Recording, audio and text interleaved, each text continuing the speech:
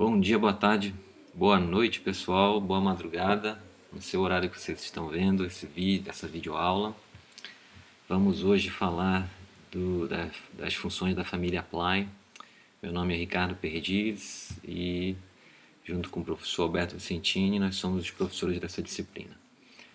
Então, aqui é a página de tutorial de introdução ao R. Nós vamos aqui passo 4, funções da família Apply. Aqui já está aberta já. Vamos falar um pouquinho dessas funções que elas são super importantes na hora de manipular os dados no R. E é importante que vocês dominem bem essas funções porque elas vão poupar muito trabalho a vocês, tá?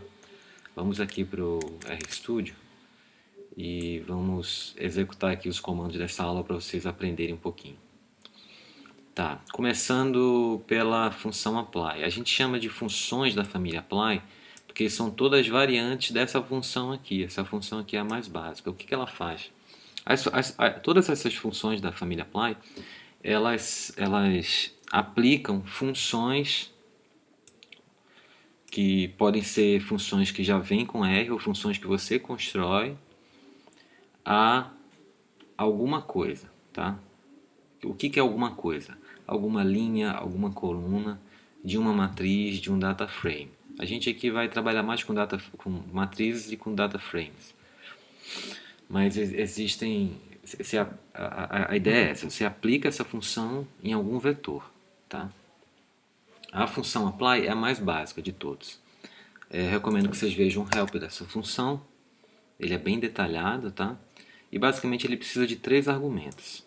X, que é a sua matriz, e se eu não me engano pode ser um data frame também. A gente vai testar. Essa margin aqui, que recebe 2 valores, ou é 1 ou é 2. Se for em 1, ele vai aplicar essa função nas linhas. Se for 2, ele vai aplicar essa função nas colunas desse objeto aqui, tá? Vamos ver aqui como é que funciona isso. Então, vamos criar aqui uma matriz de dados. Essa matriz é essa. Vamos aqui nomear as colunas e as linhas dessa matriz usando a função paste. E vamos ver essa matriz aqui. Então nós temos 9 colunas e 4 linhas, certo? A gente vai usar a função apply da seguinte maneira. Então a gente vai colocar essa matriz como o primeiro argumento dessa função. A gente vai aplicar alguma função que a gente vai especificar aqui, ou nas linhas ou nas colunas, usando esse argumento aqui. Então o primeiro exemplo que a gente vai fazer aqui é aplicar sobre essa matriz em todas as linhas a função soma. Então ele vai pegar a linha 1, vai somar todos esses valores e vai me retornar um valor para a linha 1, para 2, para 3 e para 4. Então quando a gente aplicar aqui ele vai me dar 4 valores, certo? Um para cada linha. Se nós fizermos isso daqui, ó, selecionarmos a linha 1 e fizermos isso daqui, o valor vai ser exatamente o mesmo desse daqui. É como se ele fizesse isso daqui, ó.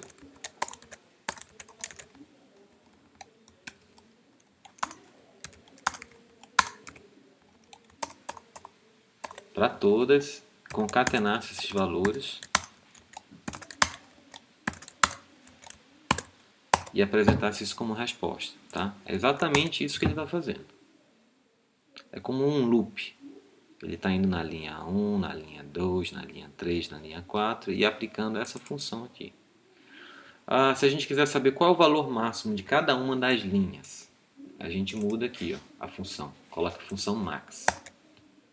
Se a gente quiser ver a média, muda o nome da função aqui. Está vendo que a função aqui ela vem sem parêntese, sem nenhum argumento. Porque o argumento daqui vão ser especificados por esses dois aqui, ó, esses dois argumentos.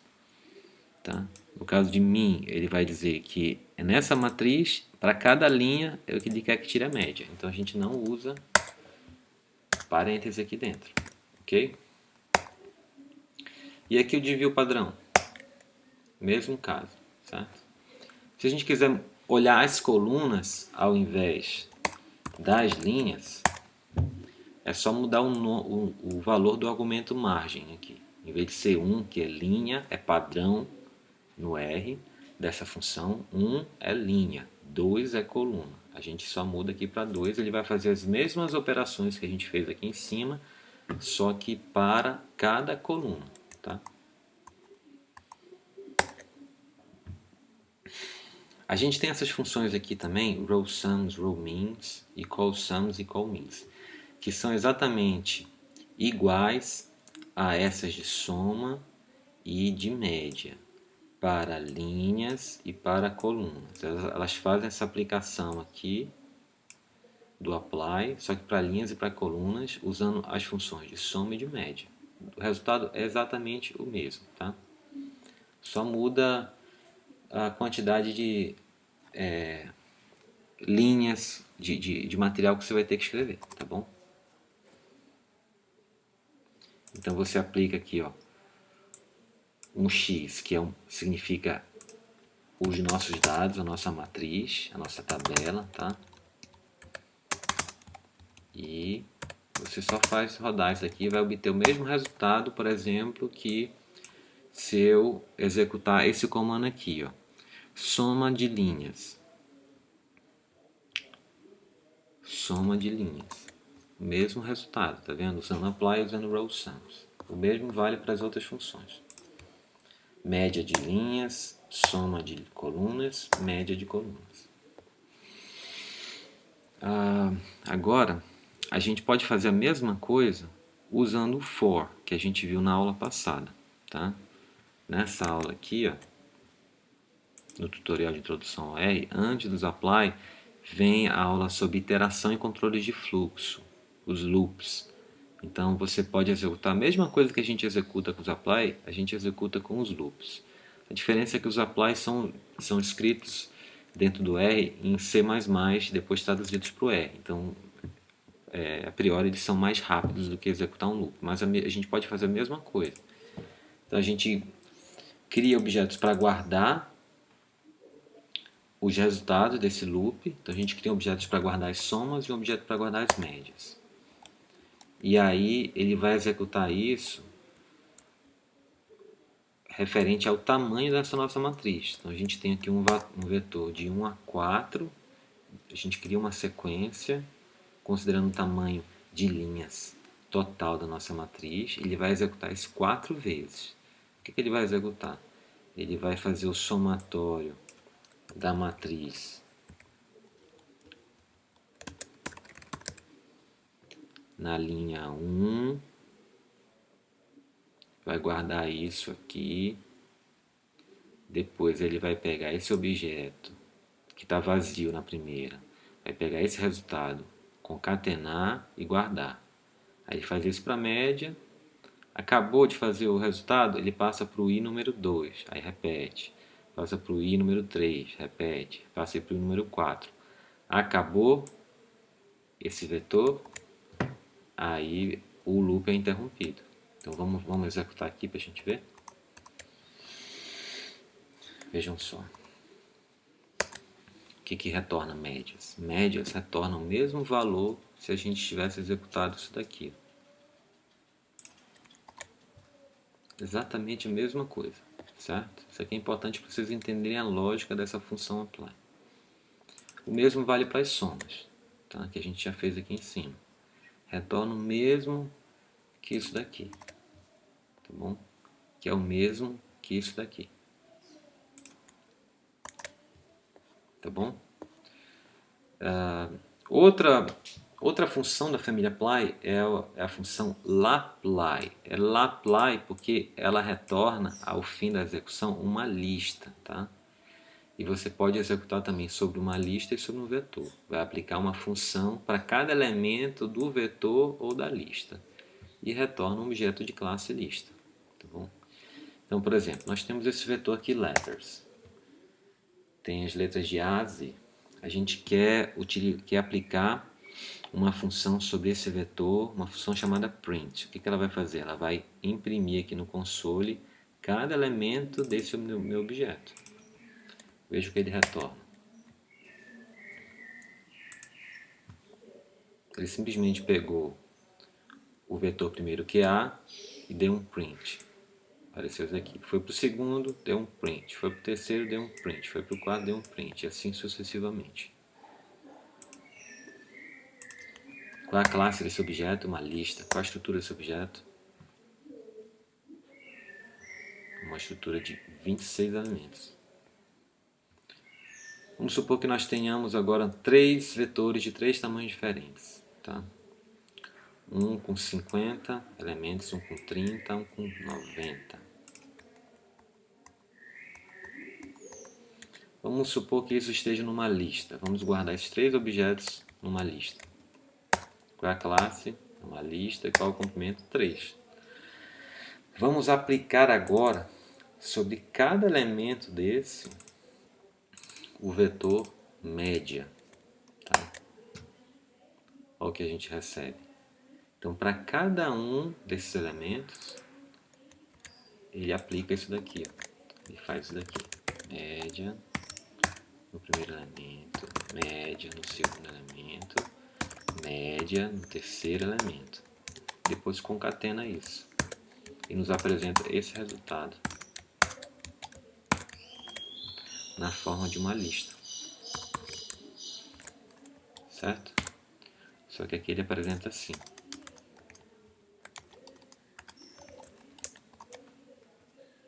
Olha que ele retorna. Tá vendo? É o mesmo resultado. Esse que ele faz. A gente pode guardar esses resultados em um objeto. Depois a gente pode transformar isso em um vetor. Mais fácil de usar. Tá vendo? Então ele deixa de ser uma lista inicial. Tá vendo que isso aqui é uma lista? Tem os 2 colchetes. Lembram da aula de listas? E a gente converte essa lista para um vetor. A gente pode também fazer isso daqui também. Ao invés de fazer isso, a gente pode fazer isso daqui. Unlist. E isso gera a mesma coisa que isso daqui.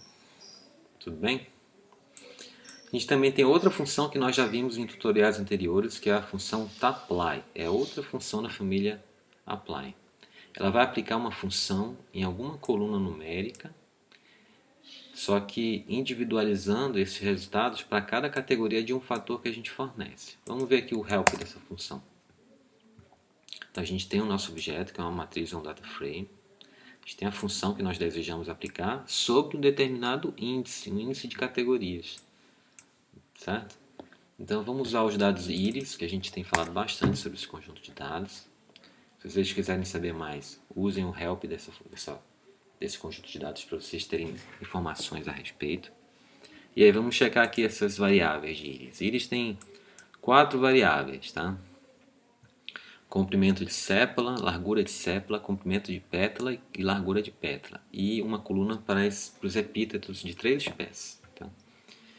Então a classe de comprimento de pétala é numérica. A classe das espécies, dos epítetos, é um fator.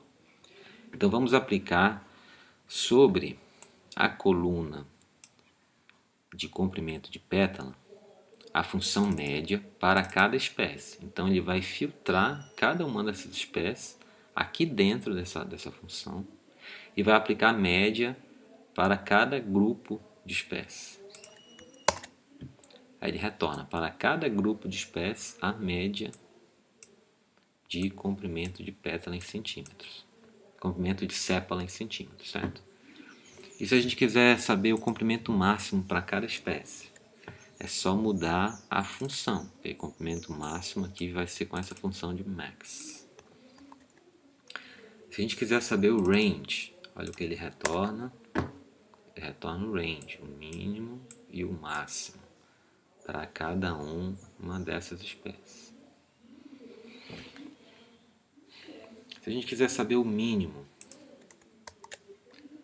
retorna o mínimo. Vejam cá. E qual é a classe desse objeto? É um array, é uma lista no fim das contas, certo?